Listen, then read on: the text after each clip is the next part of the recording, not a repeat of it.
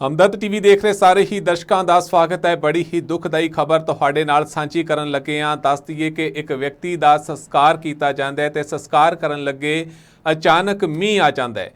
जदों मीह आ जाता है तो पिंड वासियों के वलों परिवारिक मैंबरों के वलों कोशिश की जाती है संस्कार करते समय किसी भी तरह की कोई भी विच दिक्कत दरपेश ना आवे। इसे दे चलदियां उन्हां दे वल्लों संस्कार नूं अंतिम रूप देण दे लई उन्हां दे वल्लों तरपालां पा दित्तियां जांदियां ने जदों संस्कार की चिता चलदी पई हुंदी है। दस दईए कि जदों संस्कार किया जाता है तो उस दे उपर शैड नहीं सी बनिया। जिहड़ी जगह ते उन्होंने संस्कार करना सी उत्थे शैड नहीं सी बनिया, जिस दे मद्देनज़र जिहड़े परिवारिक मैंबर सी पिंड वाले सी उन्होंने कंबलों के नाल तरपालों के नाल इस चिखा नूं बलदी चिखा नूं बलदे रहण दे लई बलदी रवे। इसे दे लई उन्होंने उत्ते अपने तौर ते अपने पद्धर ते कोशिश की कि इन्हां ते तरपाल पा दी जाए या फिर कंबलों का सहारा लिया जाए। जिस तो बाद भी चिखा नूं जो अग लगी हुई सी वो लगातार किते ना किते बुझदी नज़र आ रही सी, क्योंकि तस्वीरों के विच भी तुसीं देख सकते हो कि काफ़ी ज़्यादा हनेरी चलती पई है। तो नाल ही तुसीं देख सकते हो कि मीह की वाछड़ भी काफ़ी ज़्यादा पै रही है। जदों पिंड वासियों ने इस बलदी चिखा नूं बरकरार रखना चाहया तो मीह के सामने किते ना किते वो हार गए। तो उस तो बाद उन्होंने कोशिश की पेट्रोल अते खंड के नाल इस चिता नूं पूर्ण तौर पर अंतिम रूप दिता जाए। इसे दे चलदियां उन्होंने पेट्रोल की भी वरतों की ते खंड की भी वरतों की तां जो जिहड़ी चिता बलदी पई है उस दे विच किसी भी तरह का विघन ना पवे। जो तस्वीरां तुहानूं दिखा रहे हैं ये तरनतारन दे विधान सभा हलका खेमकरण अधीन आउंदे पिंड आसल उतार दीआं तस्वीरां ने जिथे इस कार्रवाई नूं अंजाम दिता गया।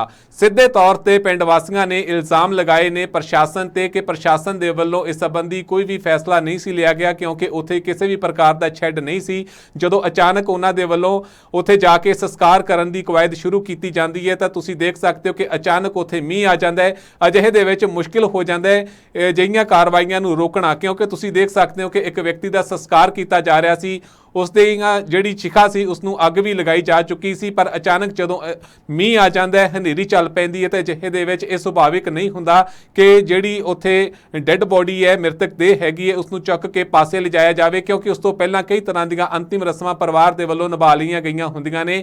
पर अजिहे दे विच पिंड वासियों ने सीधे तौर ते पिंड वालिआं ने प्रशासन ते इल्जाम लगाए ने कि भी इन्ना लंबा समा होने के बावजूद भी उत्थे शमशान घाट के विच कोई भी पुख्ता प्रबंध नहीं है, जिसका खामियाजा इस परिवार नूं भुगतना पिया। चानण सिंह व्यक्ति का नाम से जिसकी मौत हो जाती है जो परिवारिक मैंबरों के वलों उसका अंतिम संस्कार करन दी कवायद की जाती है, रस्मां कीतियां जांदियां ने, ते अचानक मीह आ जाता है तो किते ना किते इसका खामियाजा उन्होंने भुगतना पैंदा है, क्योंकि काफ़ी ज़्यादा मीह मौके पर आ जाता है, हनेरी भी चलती है। जेकर असीं आम तौर पर गल करते हैं आम तौर पर भी जदों शमशान घाट के देखते हैं कि भी जदों हवा चलती है तो किते ना किते विघन पैंदा है। जो शमशान घाट के चिखा हुंदी है उस ते किते ना किते रुकावट पैदा हुंदी है, अग सही ढंग दे नाल नहीं लगती। पर इत्थे मामला होर भी ज़्यादा गंभीर उदों हो जाता है जदों अचानक बारिश भी होनी शुरू हो जाती है।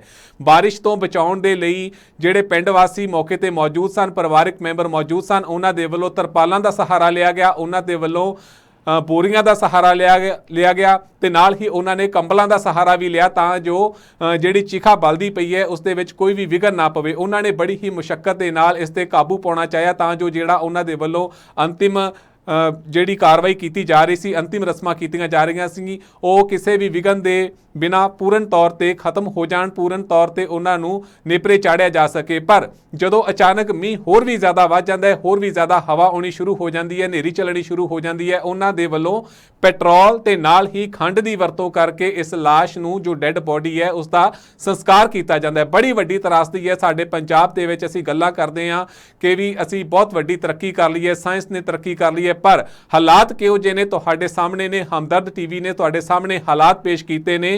तरनतारन दे विधान सभा हलका खेमकरण दे अधीन आउंदा पिंड आसल उतार दे जिथे चानण सिंह नामक व्यक्ति का संस्कार किया गया ते तुहाडे सामने है कि किवें उस दे जिहड़ी मृतक देह है उसनूं अंतिम विदायगी देण दे लई उसनूं जिहड़ी कह सकते हैं कि भी अंतिम रस्म जिहड़ी हुंदी है जदों इंसान ने इस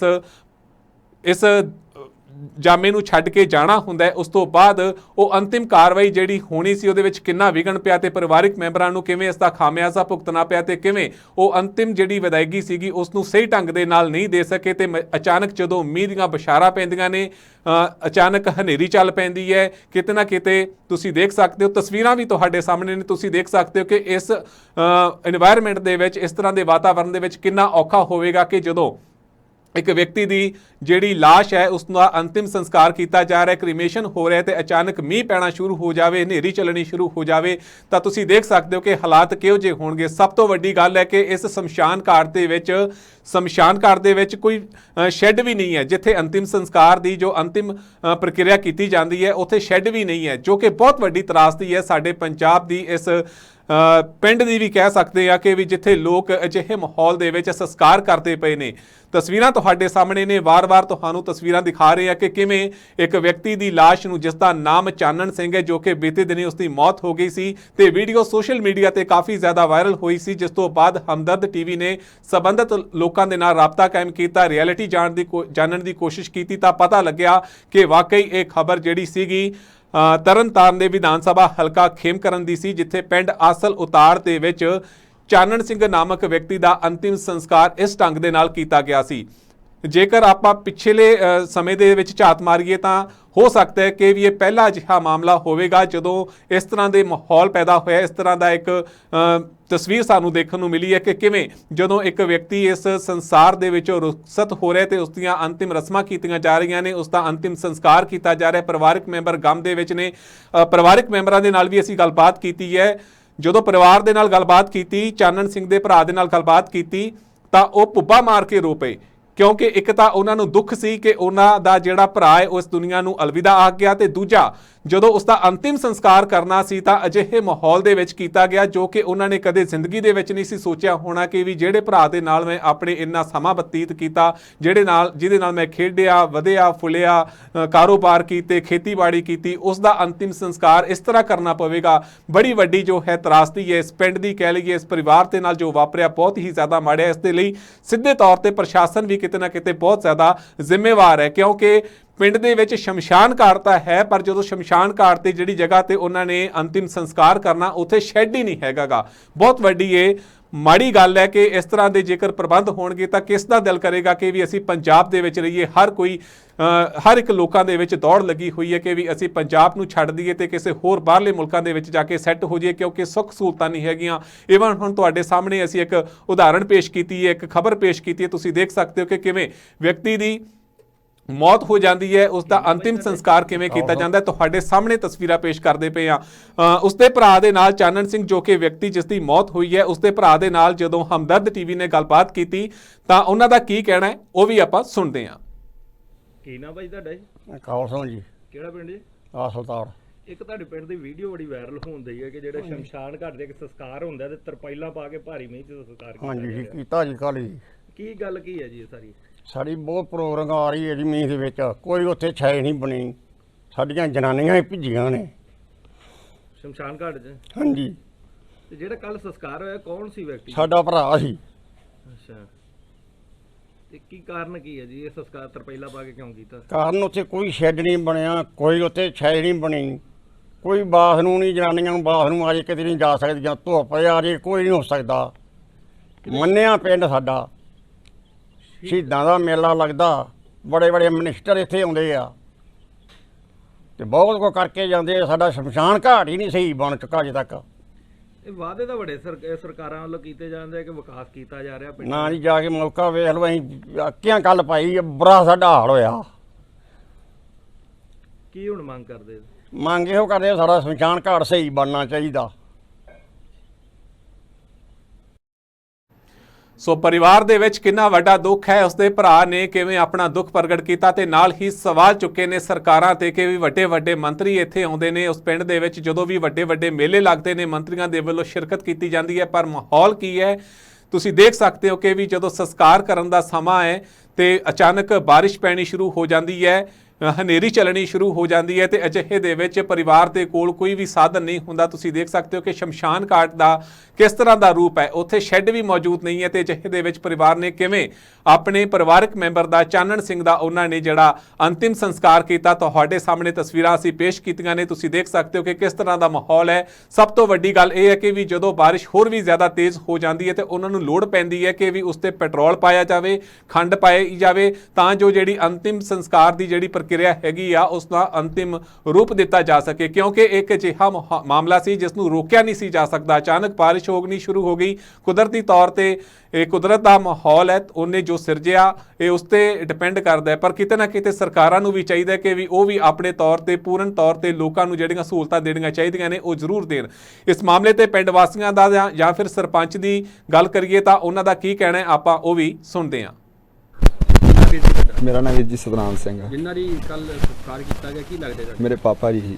ਕੀ ਵੀਰੇ ਰੋਲਾ ਜਿਹੜੀ ਵੀਡੀਓ ਵਾਇਰਲ ਹੁੰਦੀ ਆ ਫੇਸਬੁੱਕ ਤੇ ਸੋਸ਼ਲ ਮੀਡੀਆ ਤੇ ਵੀਡੀਓ ਵਾਇਰਲ ਹੁੰਦੀ ਆ ਵੀ ਤੁਸੀਂ ਜਿਹੜਾ ਸੰਸਕਾਰ ਕਰਦੇ ਪਏ ਹੋ, ਪਹਿਲਾਂ ਤਾਣ ਕੇ ਸੰਸਕਾਰ ਕਰਦੇ ਪਏ ਹੋ? ਵੀਰ ਜੀ ਰਾਤ 11 ਵਜੇ ਉਹਨਾਂ ਦੀ ਡੈਥ ਹੋਈ ਆ 19 ਤਰੀਕ ਨੂੰ। ਕੱਲ 20 ਤਰੀਕ ਨੂੰ ਉਹਨਾਂ ਦਾ ਸੰਸਕਾਰ ਕੀਤਾ ਜਾਣਾ ਸੀ। ਅਸੀਂ ਸ਼ਮਸ਼ਾਨ ਘਾਟ ਲੈ ਕੇ ਗਏ ਆ। ਸਾਰੀ ਦਿਹਾੜੀ ਨੈੱਟ ਦੇ ਉੱਪਰ ਮੀਂਹ ਆ ਰਿਹਾ ਸੀ। ਜਦੋਂ ਅਸੀਂ ਲੈ ਕੇ ਗਏ ਮੀਂਹ ਥੋੜਾ ਹੀ ਬਾਅਦ ਦੇ ਵਿੱਚ ਮੀਂਹ ਤੇਜ਼ ਹੋ ਗਿਆ ਜੀ। ਅਸੀਂ 15 ਲੀਟਰ ਉਹਨਾਂ ਦੇ ਪੈਟਰੋਲ ਪਾ ਕੇ ਸਵੇਰ ਦੇ 11 ਵਜੇ ਦਾ ਸੰਸਕਾਰ ਹੋਣਾ ਸ਼ੁਰੂ ਹੋਇਆ ਵਾ। ਸ਼ਾਮ ਦੇ 5 ਵਜੇ ਤੱਕ ਵੀ ਉਹਨਾਂ ਦਾ ਸੰਸਕਾਰ ਨਹੀਂ ਹੋਇਆ, ਧੁੱਖ ਰਿਹਾ ਸੀ ਸਰੀਰ। ਬੜੀ ਮੁਸ਼ਕਿਲ ਦੇ ਨਾਲ ਸੰਸਕਾਰ ਕੀਤਾ ਗਿਆ। ਤੇਲ ਪਾਇਆ ਗਿਆ ਉੱਪਰ, ਖੰਡ ਪਾ ਕੇ, ਲੂਣ ਪਾ ਕੇ, ਬਰੋਜਾ ਪਾ ਕੇ, ਡੀਜ਼ਲ ਪਾ ਕੇ, ਦੇਸੀ ਘਿਓ, ਪਤਾ ਨਹੀਂ ਸਾਨੂੰ ਕੀ ਪਾਉਣਾ ਪਿਆ, ਫਿਰ ਵੀ 5 ਵਜੇ ਤੱਕ ਸੰਸਕਾਰ ਨਹੀਂ ਹੋਇਆ ਉਹਨਾਂ ਦਾ। ਪਹਿਲਾਂ ਵੀ ਉੱਪਰ ਵੀਰ ਜੀ ਮੀਂਹ ਪੈ ਰਿਹਾ ਸੀ। ਪਹਿਲਾਂ ਅਸੀਂ ਕੰਬਲ ਪਾਇਆ, ਜਦੋਂ ਕੰਬਲ ਚੋਣ ਲੱਗ ਪਿਆ ਵਾ ਫਿਰ ਉਹਦੇ ਉੱਪਰ ਅਸੀਂ ਤਰਪਾਈਲਾਂ ਪਾਈਆਂ। ਤਰਪਾਈਲਾਂ ਵੀ ਚੋਈ ਜਾ ਰਹੀਆਂ ਸੀ ਤੇ ਉੱਪਰ ਕੋਈ ਟੀਨਾ ਨਹੀਂ ਹੈਗੀਆਂ। ਜਿਹੜਾ ਬਰਾਂਡਾ ਸੀ ਉਹਦੀਆਂ ਵੀ ਸਾਈਡਾਂ 'ਤੇ ਕੰਧਾਂ ਨਹੀਂ ਹੈਗੀਆਂ। ਜਿਹੜੀ ਸੰਗਤ ਸੀ ਉਹ ਵੀ ਭੇਜ ਰਹੀ ਸੀ। ਵੀਡੀਓ ਬਹੁਤ ਲੋਕਾਂ ਨੇ ਬਣਾ ਕੇ ਜਿਹੜੀ ਉਹ ਸ਼ੇਅਰ ਕੀਤੀ ਹੈ। ਜਿੰਨੇ ਵੀ ਰਿਸ਼ਤੇਦਾਰ ਆਏ ਸਾਰਿਆਂ ਨੂੰ ਇਸ ਗੱਲ ਦਾ ਦੁੱਖ ਹੋਇਆ। ਸਰਕਾਰ ਕਰਦੀ ਹੈ ਕਿ ਪਿੰਡਾਂ 'ਚ ਵਿਕਾਸ ਹੋਇਆ ਹੈ। ਵਾਅਦੇ ਵੀਰ ਜੀ ਹੁਣ ਤੁਸੀਂ ਵੀਡੀਓ ਦੇ ਵਿੱਚ ਵੇਖ ਹੀ ਚੁੱਕੇ ਜੋ। ਹਰੇਕ ਪਿੰਡ ਦੇ ਵਿੱਚ ਸਾਡੇ ਤੇ ਕਹਿਣ ਦਾ ਇਹ ਮਤਲਬ ਆ ਵੀ ਇੱਕ ਹੀ ਸ਼ਮਸ਼ਾਨ ਘਾਟ ਹੋਣਾ ਚਾਹੀਦਾ ਤੇ ਹੋਣਾ ਬਹੁਤ ਸੁੰਦਰ ਚਾਹੀਦਾ, ਕਿਉਂਕਿ ਸਾਡਾ ਆਖਰੀ ਘਰ ਵਾ। ਸਾਡੇ ਪਿੰਡ ਦੇ ਵਿੱਚ ਘੱਟੋ ਘੱਟ 5 ਸ਼ਮਸ਼ਾਨ ਘਾਟ ਬਣੇ ਨੇ। ਸਾਰਿਆਂ ਦੀ ਹਾਲਤ ਤੁਸੀਂ ਜਾ ਕੇ ਵੇਖ ਸਕਦੇ ਜੀ। ਕੀ ਮੰਗ ਕਰਦੇ ਤੁਸੀਂ? ਅਸੀਂ ਤਾਂ ਆ ਬੇਸ਼ੱਕ ਇੱਕ ਹੀ ਜਿਹੜਾ ਵਾ ਆਪਣਾ ਜਿਹੜਾ ਆਖਰੀ ਘਰ ਆ ਪਿੰਡ ਦੇ ਵਿੱਚ ਇੱਕ ਹੀ ਹੋਵੇ, ਪਰ ਉੱਥੇ ਪ੍ਰਬੰਧ ਜ਼ਰੂਰ ਹੋਣਾ ਚਾਹੀਦਾ। ਨਾ ਉੱਥੇ ਕੋਈ ਪਾਣੀ ਦਾ ਪ੍ਰਬੰਧ ਹੈਗਾ, ਨਾ ਕੋਈ ਬਾਥਰੂਮਾਂ ਦਾ ਪ੍ਰਬੰਧ ਹੈਗਾ ਵਾ। ਸੋ ਤਸਵੀਰਾਂ ਤੁਹਾਡੇ ਸਾਹਮਣੇ ਨੇ। ਪਰਿਵਾਰਕ ਮੈਂਬਰਾਂ ਨੇ ਵੀ ਆਪਣਾ ਪੱਖ ਰੱਖਿਆ ਤੇ ਉਹਨਾਂ ਨੇ ਕਿਹਾ ਕਿ ਸਵੇਰ ਦੇ 11 ਵਜੇ ਤੋਂ ਲੈ ਕੇ ਸ਼ਾਮ ਦੇ 5 ਵਜੇ ਤੱਕ ਉਹ ਅੰਤਿਮ ਸੰਸਕਾਰ ਦੇ ਲਈ ਉੱਥੇ ਖੜੇ ਰਹੇ, ਤਾਂ ਜੋ ਇਹ ਜਿਹੜੀ ਉਹਨਾਂ ਦੇ ਵੱਲੋਂ ਕਾਰਵਾਈ ਕੀਤੀ ਜਾ ਰਹੀ ਸੀ, ਅੰਤਿਮ ਰਸਮਾਂ ਕੀਤੀਆਂ ਜਾ ਰਹੀਆਂ ਸਨ। ਬੜੀ ਹੀ ਮੁਸ਼ੱਕਤ ਦੇ ਨਾਲ ਉਹਨਾਂ ਨੇ ਇਸ ਕੰਮ ਨੂੰ ਅੰਜਾਮ ਦਿੱਤਾ। ਦੱਸ ਦਈਏ ਕਿ ਪੈਟਰੋਲ ਦੀ ਵਰਤੋਂ ਕੀਤੀ, ਡੀਜ਼ਲ ਦੀ ਵਰਤੋਂ ਕੀਤੀ, ਨਮਕ ਦੀ ਵਰਤੋਂ ਕੀਤੀ, ਨਾਲ ਹੀ ਉਹਨਾਂ ਨੇ ਖੰਡ ਦੀ ਵੀ ਵਰਤੋਂ ਕੀਤੀ।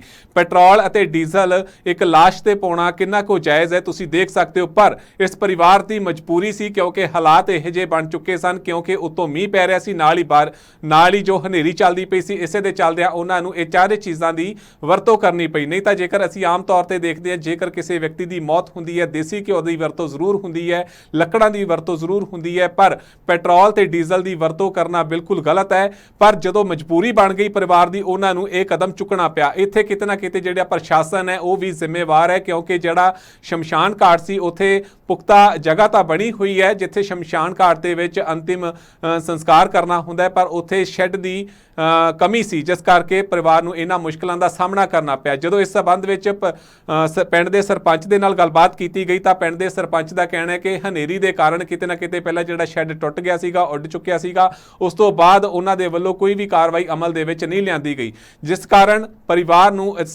ਅਜਿਹੇ ਮਾਹੌਲ ਦਾ ਸਾਹਮਣਾ ਕਰਨਾ ਪਿਆ, ਮੁਸ਼ਕਲਾਂ ਦਾ ਸਾਹਮਣਾ ਕਰਨਾ ਪਿਆ। ਇੱਕ ਬਹੁਤ ਵੱਡੀ ਤਰਾਸਦੀ ਇੱਕ ਪੰਜਾਬ ਦੇ ਵਿੱਚ ਪਰਿਵਾਰ ਦੇ ਨਾਲ ਵਾਪਰੀ ਹੈ।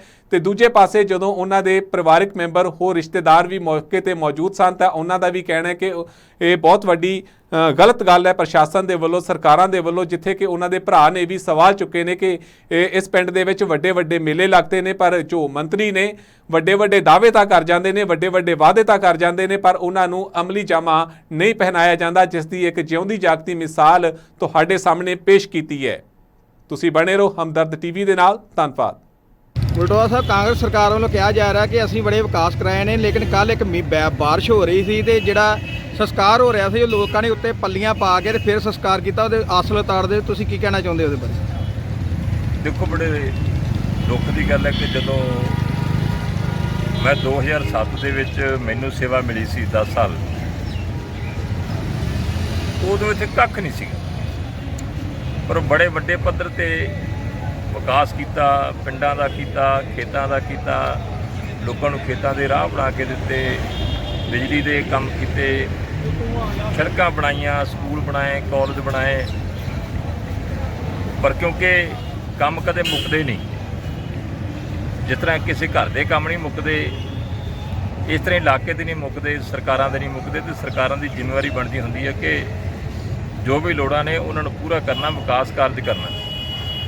ਪਰ ਬੜੇ ਦੁੱਖ ਦੀ ਗੱਲ ਹੈ ਕਿ ਅੱਜ ਦੇ ਜ਼ਮਾਨੇ 'ਚ ਵੀ ਲੋਕਾਂ ਨੂੰ ਸੰਸਕਾਰ ਕਰਨ ਵਾਸਤੇ ਤਰਪਾਲਾਂ ਦੀ ਵਰਤੋਂ ਕਰਨੀ ਪੈ ਰਹੀ ਹੈ। ਤੇ ਡੱਕਾ ਭੰਨ ਕੇ ਦੂਰਾ ਸਾਡੇ 4 ਸਾਲਾਂ 'ਚ ਨਹੀਂ ਕੀਤਾ ਕਾਂਗਰਸ ਸਰਕਾਰ ਨੇ।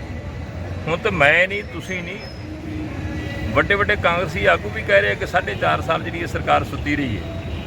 ਭਾਵੇਂ ਸੌਣ ਵਾਲਿਆਂ 'ਚ ਉਹ ਵੀ ਸੀਗੇ ਜਿਹੜੇ ਅੱਜ ਭੌਂ ਕੇ ਇੱਕ ਪਲਟੀ ਜੀ ਮਾਰ ਕੇ ਹੋਰ ਤਰ੍ਹਾਂ ਦਾ ਡਰਾਮਾ ਕਰਨ ਦੀ ਕੋਸ਼ਿਸ਼ ਕਰ ਰਹੇ, ਠੱਗੀ ਮਾਰਨ ਦੀ ਕੋਸ਼ਿਸ਼ ਕਰ ਰਹੇ ਆ ਕਿ ਨਹੀਂ ਜੀ ਐਤਕੀ ਇਹ ਜਿਹੜੀ ਸਰਕਾਰ ਹੈ ਜੀ, ਕੈਪਟਨ ਅਮਰਿੰਦਰ ਸਿੰਘ ਨੇ ਕੀਤਾ ਕੱਖ ਨਹੀਂ ਜੀ, ਹੁਣ ਅਸੀਂ ਕਰਾਂਗੇ ਜੀ। ਪਰ ਜੇ ਪਿੱਛੇ ਨਹੀਂ ਕੀਤਾ, ਜਿਹੜੀ ਐਡੇ ਉਤਸ਼ਾਹ ਨਾਲ ਵਰਕਰਾਂ ਨੇ, ਲੋਕਾਂ ਨੇ ਚਾਅ ਨਾਲ ਸਰਕਾਰ ਬਣਾਈ ਸੀ, ਤੇ ਹੁਣ ਇਹਨਾਂ ਤੋਂ ਕੀ ਆਸ ਰੱਖੀ ਜਾ ਸਕਦੀ? ਬੜੀ ਮਾੜੀ ਗੱਲ ਹੈ। ਤੇ ਮੇਰਾ ਖਿਆਲ ਇਹਦਾ ਖਮਿਆਜਾ ਜਿਹੜਾ 2022 ਦੀਆਂ ਚੋਣਾਂ ਦੇ ਵਿੱਚ ਕਾਂਗਰਸ ਨੂੰ ਤੇ ਕਾਂਗਰਸੀ ਉਮੀਦਵਾਰ ਨੂੰ ਭੁਗਤਣਾ ਪਊ।